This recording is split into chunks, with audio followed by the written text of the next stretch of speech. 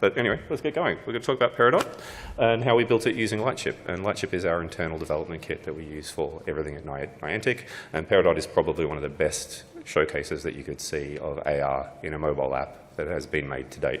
So here's my ugly face. My name is Justin. I am from Niantic. I am the product manager for Lightship. So I help build all of the tools and technology here with a great engineering team, a great design team, plenty of other people in the company help get this thing done.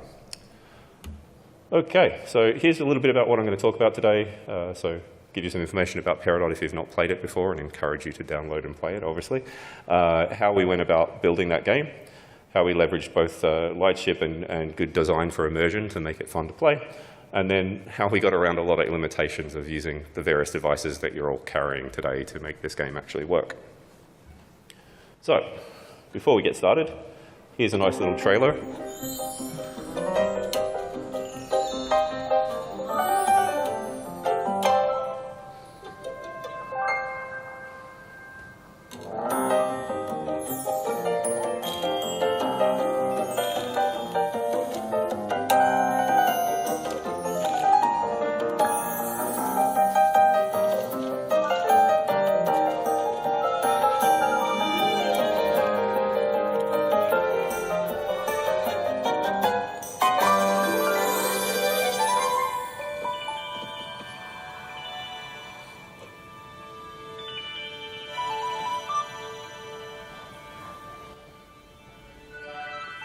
There you go. There's a lovely little marketing video there showing you about Peridot, our latest game.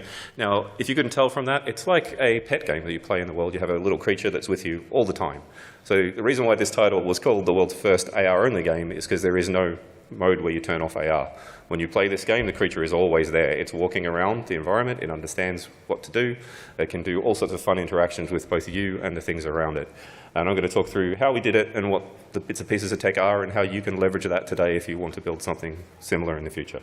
So we have a game which teaches you to adopt one of these cute little creatures. You raise them, you teach them about the world. They can go out and play. They can forage. You can train them to do tricks. And you can also breed these things to have like a whole crew of them. So you had your first generation and the new ones, and they all have different traits. So it's quite a fun game. To make it work, we really had to do a lot of heavy lifting in both research and development and on the game team to just build this thing.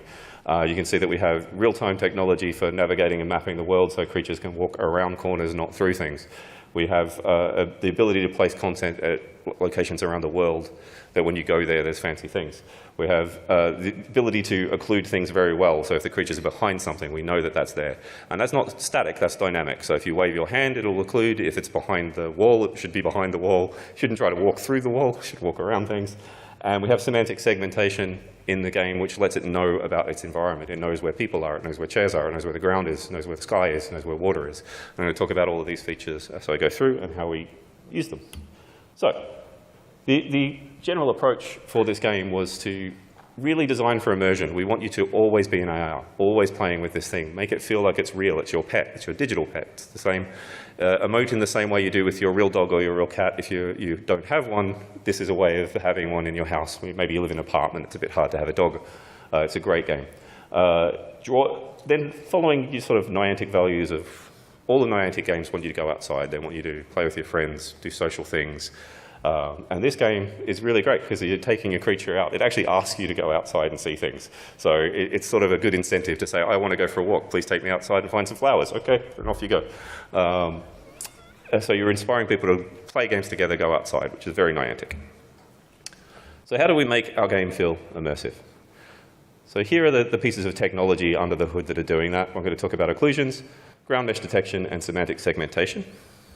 So we'll start off with occlusions.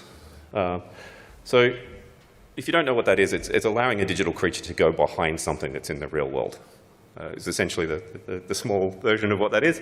And you can see here that what we've got is a dot placed behind a tree, and as it moves behind the tree, you can see that we've made a shadowing effect to show you it's actually behind the tree. And then on the right, we're just showing you a little bit under the hood how that technology works in a tech demo and how we've made it probably the best occlusion you can get right now, because we blend a couple of different modes of the meshing that we've created of the world with the live sensor data, and then we write heuristics to work out which part of that data we should use. And that's why there's two colors. It's a bit faint. You can see purple and gray when it switches into the debug mode. And we're actually actively picking the best quality for the occluder on the fly per pixel. So you get much better edges and much better occlusion than you would out of most SDKs. And that's where we're talking about the suppression and stabilization features that are in Lightship. Next is meshing. So things should go behind stuff, but things should also be able to touch stuff. So if you don't have meshing, you can't interact with the world. You can't physically place things on it. And as you can see here, which is one of my favorite things to do in Peridot, is you can play fetch in the real world. The ball will bounce off anything. The creature will run around naturally in that environment, get the ball and bring it back to you and give you a great smile saying, I'm happy. One of the things I love is the animation, which has nothing to do with the tech stack and everything to do with the game team, but the creatures are so cute. So here you can see that we can dynamically mesh everything in the environment. And what's unique about Niantic's technology, it was built for outside, which means we need to mesh very large spaces. We can actually dynamically mesh about 40 meters around you on any device. So Android, any iPhone. If you try to do this with current technology, you'd normally need a LiDAR iPhone Pro. And that only gives you 5 to 6 meters radius. So you have to walk around this whole place in order to scan it and then play your game. With Niantic's, I open the phone and I can mesh this whole room instantly. So it's a benefit that you get with a tick box inside of Unity if you are using our platform. And you can start to build great interactions like this, have creatures walk around interacting with the world. So here is this point just being showed. The video is actually showing our live meshing. That's a whole street, and that's instant. And literally you just say, I would like to mesh 40 meters, and it goes, OK, and it does it. There's a lot of extra work that I'll go into optimization-wise to make this run at frame rate on devices. But you can actually see here we're basically set dressing an entire street in real time to make it look like Christmas. This is one of the demos from our New Zealand team who do great demos for us. So yeah, we've essentially said we can extend what AI Foundation does. And something I should point out too, with version 3, the latest version of AIDK, it's actually been built to just work with AI Foundation, so you don't actually have to change your code. If you've already built something in Unity with Foundation before, you add the Lightship package, turn it on, and we just override some classes. The interface you use is the same. You don't change the meshing manager or the occlusion manager or any of that stuff. You just now have access to Android devices and more optimizations and a bunch of new features. So it's very easy for a developer. But there you go. There's a lovely demo. That's all real-time, not baked. That just happens on your device. Next, I'm going to talk about semantic segmentation. So again, my ugly face. But take the world and work out what's in it. So the creatures want to know what's around them. You want them to interact. You want them to walk up to people and go hello, and you want them to maybe run away from something that's scary if they're a timid creature, or you might want them to dig in dirt or swim in water. So you use semantic segmentation for exactly that. The camera can detect 20 different classes of semantics, and then you can use that as input to your AI, or you can use it for visual effects like here. These were done by me, so please don't cut on the artwork of this, but you can see what can be done. And you can see here Doty, giant in the sky. That's actually just rendered to the sky texture because you can detect where the sky is. So it's not even in 3D. It's very simple to do stuff like that, and it's really cool. And here I'm just showing you different semantic masks in different colors, so the sky, the building, and the ground. So you can use that for a great number of things. Now, the game teams, when we gave them this, they were like, oh, this is really cool, but what do we do with it? So I'm going to mix in some anecdotes from the game team as I go through the tech stack. And this was like, hey, we could build all sorts of crazy things with this. We can go fishing, and we can have the dots diving through stuff, and make all sorts of great, really cool things. But when we tested that with actual users, they started to get a bit lost because there's so many things. And so one of the good things that you can do here is you can start to iterate, build cool prototypes, test it with your users, work out what resonates, what doesn't, but you're not limited to any one particular thing. So this was just an interesting anecdote that there was a lot of really interactable features that the game designers started to build, and then they honed in on more things like foraging for stuff because it's a rewards for the creatures, interactions and events where they see something cool and they behave like a cat or a dog would around that, which felt more natural and more like a creature would behave. Sorry, I got ahead of myself. So here you can see some of those interactions where it's like the dot knows there's a person there and it jumped up on their knee. So it's a nice little thing that a cat would do. Feels like it's a good thing that your creature would do. There's some flowers here, and it knows that it can smell flowers, and you can dig in there, and you'll find a different reward in a flower than you would find in a dirt pile or in the water. So you can make more interactions that feel appropriate for the design of the game that you're making. So yeah, another thing that is interestingly noted here is even if the creature isn't smart, it'll feel smart to the user because of what you've done, or the reaction that it's had that is more sort of just happened out of the sort of autonomousness of that creature doing something funny, and your human brain is saying, oh, that's really cute that the dot ran away from that person, but it's like it's just happened without you having to do the heavy lifting. So that's really nice. Now, something that's really fancy in Peridot, the latest version, is that the Peridots now have a brain. They use an LLM. And we feed all of that data that you've just seen me talk about semantics and other bits of pieces about the world to the creature's little brain. And each creature has its own sort of needs and wants. Like this might be a timid creature, this might be, you know, a really outgoing one, this one might like something and this one doesn't. And then it takes in those semantic information and some other bits of pieces about the world and makes a decision about what it should do. So each little dot will behave differently in exactly the same place. So you get a lot of variation out of that. So here you can see there's an LLM. It knows like there's a TV. This one's going to go and watch TV, which some cats and dogs like to do. So it's going to sit there and watch TV. There's plenty of other reactions like that you can get. And leveraging this kind of GAI stuff is helpful because it can return some hints that you can then use in the game. You feed it, this stuff's around you. What would a cat do in this situation? Oh, it's going to knock something off the shelf. OK. Make the game knock the thing off something off the shelf. Very, very cool stuff. What we've just been working on in the latest version of AIDK is object detection. So before I said we had 20 classes. We now have about 206 classes you can use when you add object detection. The difference between object detection and semantic segmentation is that you don't get a pixel perfect mask. Semantic segmentation says this is exactly where the person is. These are the pixels where the person is. Object detection just says there is a person in this box, in this space. But both are really useful. So one of the gameplay mechanics I showed before was circle the ground and dig there and tell me what that is. I don't actually need to know the exact pixels the person was in, just the area where the person was to know that that was person in that space. You probably don't dig on people. This is dirt over here. You probably dig there. Those kind of decisions can be made. I added 226 at the bottom because I'm saying you also still have semantic segmentation. So you've got 20 there and 206 over here. That's 226 possible things that your creature could see and understand in the world.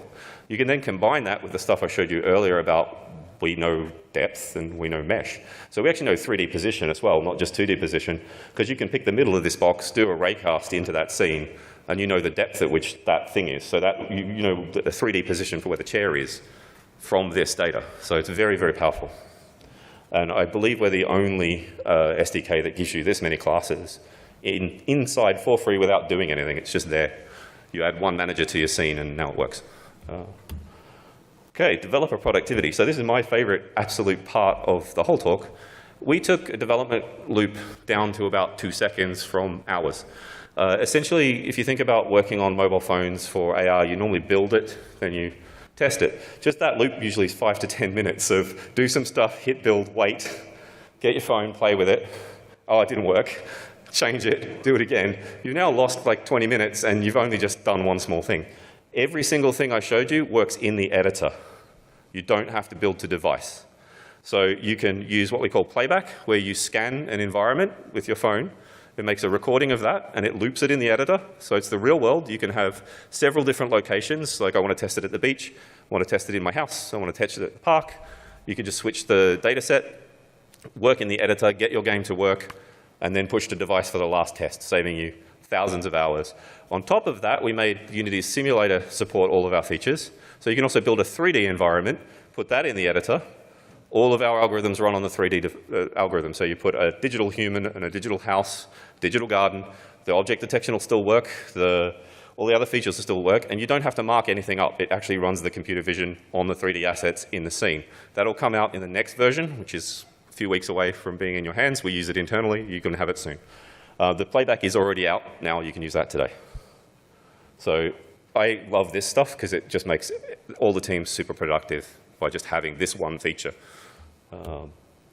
Next, let's talk a bit about some design stuff. This game is a 3D game, but there's 2D stuff in it. So when do you use what? So again, another little anecdote from the game team. Where we're talking about, hey, what makes sense to be in the interface, as in on the 2D part of the screen versus what's in the 3D? And really, this is the kind of the learnings from it, which is it a world-space interaction is really how you should think. Like the creature is doing something, probably a 3D pop-up, like it's found some flowers. You're doing something, well, that's probably a 2D UI. And through a bunch of testing, that's really worked. So you have things like the bag that keeps the ball that you throw to the creature is in the 2D because you're going to select that.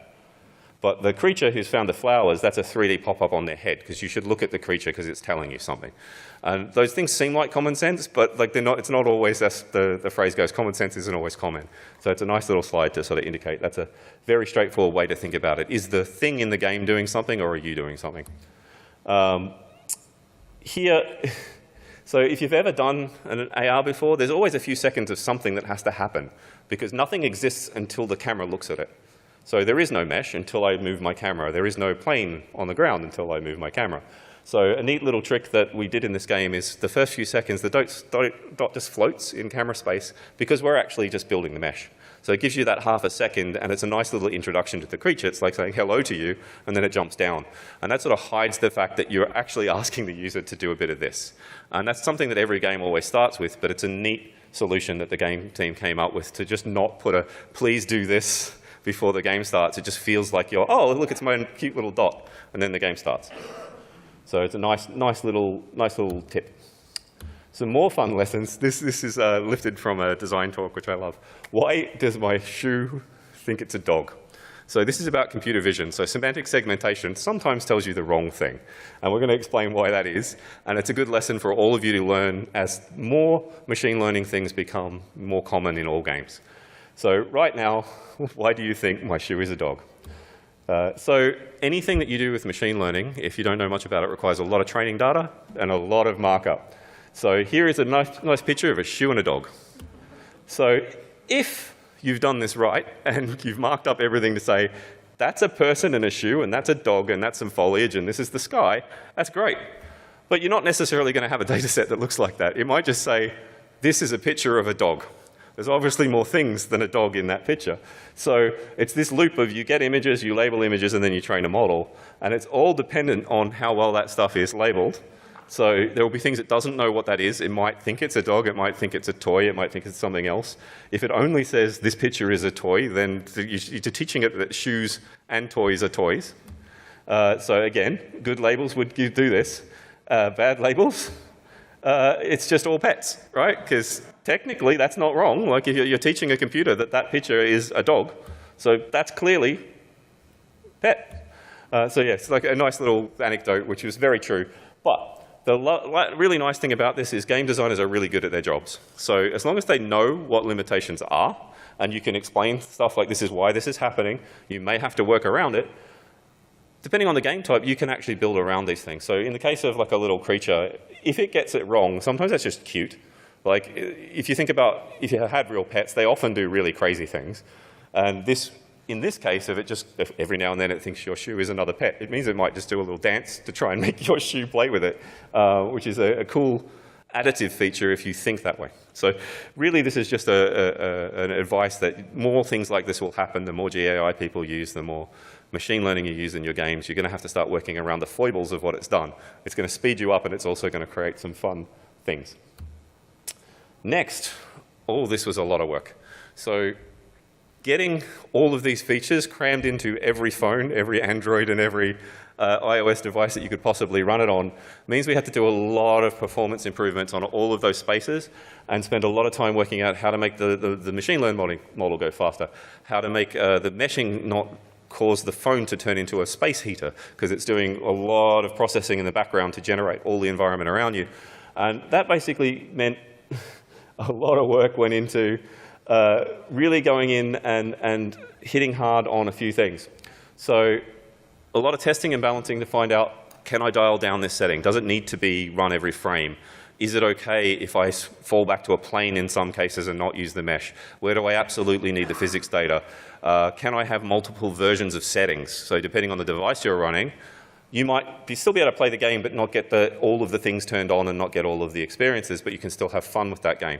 So we actually have 3 different modes inside Peridot which changed the machine learning model a little bit. They changed some of the meshing settings a little bit because if you think about I'm trying to use a Pixel 4 or I'm trying to use an iPhone Pro 15, they're very different devices, and they're very capable of very different things. So it gives you the ability to, based on the performance of that device, switch on and off things. So it's more akin to like when you play a PC game, you have quality settings. You're going to have to think about these things in AR as well, because not everyone has a $2,000 phone in their pocket, and you probably want to get a really wide market. So thinking about what are the key features to the game experience, what are the things that are additive to it, and what are the things that if you are lucky enough to have one of those great devices, you could have an even better experience using. So that is the end of my talk. I'm going to take questions now. This is a little Q&A for us that we'd love you to do at the end, and obviously do the GDC one as well, please, for everybody here. But thank you.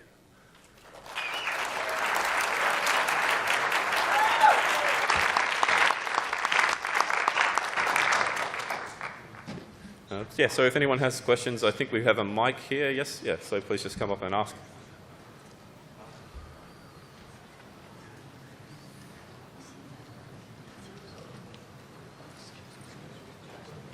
Hey there, Justin. I want to know for like those AR games, do you guys thinking to doing the in-app purchase, like giving the pets little clothing, toys? So now you're in a land where you're really talking. Okay, sorry. So the question was, are we thinking about in-app purchases for a particular game like this? You're getting into a space where you really need to talk to the people that make the game, or make the technology behind it. There's nothing stopping you from making a game and putting in-app purchases in it to say, buy a bow to put on its head or something else to do whatever you'd like. Essentially, if you come to either our booth over here today or in the main expo next week, you can see a bunch more demos from Lightship and the toolchain, which is what we're here to actually say, hey, everything you just saw here is free. You can have it today, and you can build a game like this using our tech right away.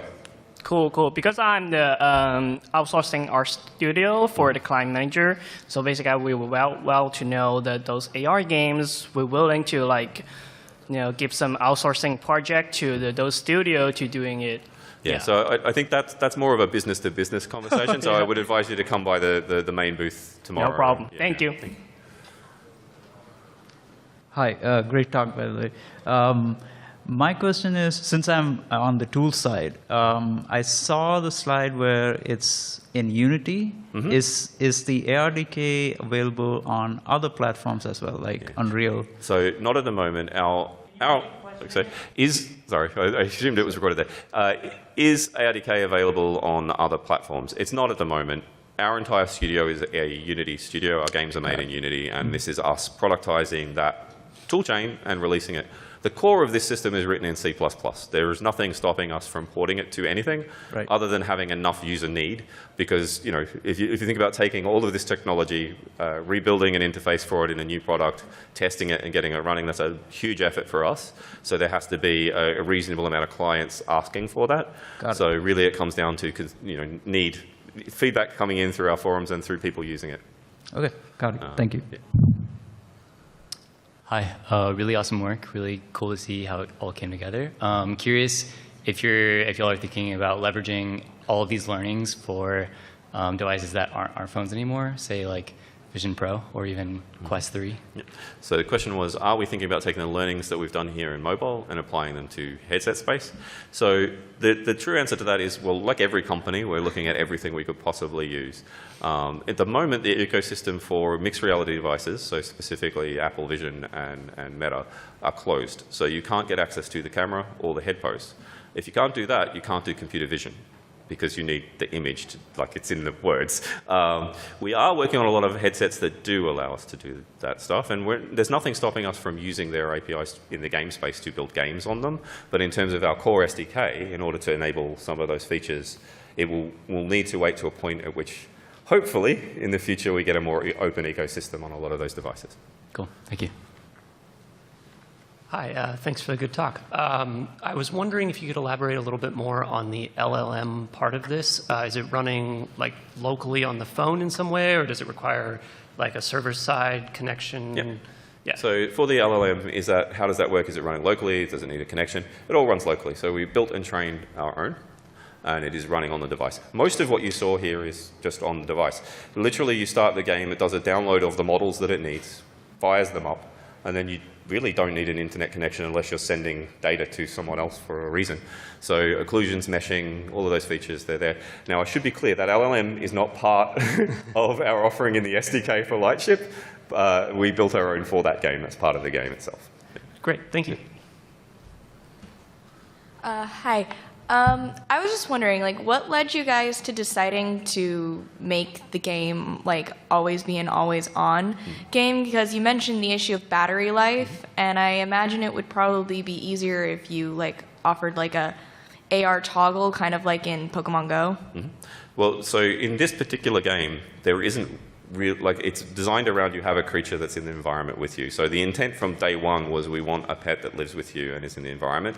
In this particular type of game, it kind of doesn't make sense to turn it off, because then you're essentially a 2D screen showing a creature with some buttons you can click, and it would be a very different experience. Also, our company's mission is to try and push forward AR, push forward location-based games. So it is also in our interest to make products like this to show that it can be done, and also push ourselves to make the technology better. So even when I said there was a lot of work, it was work we wanted to do. We were signing up for it because we do want more of these games to exist. And when you think about the real future, where you'll have a pair of glasses that looks like that, you put them on your head and now everything's augmented, you're going to need to do things about 1,000 times faster than you do today, because there's going to have no processing on it.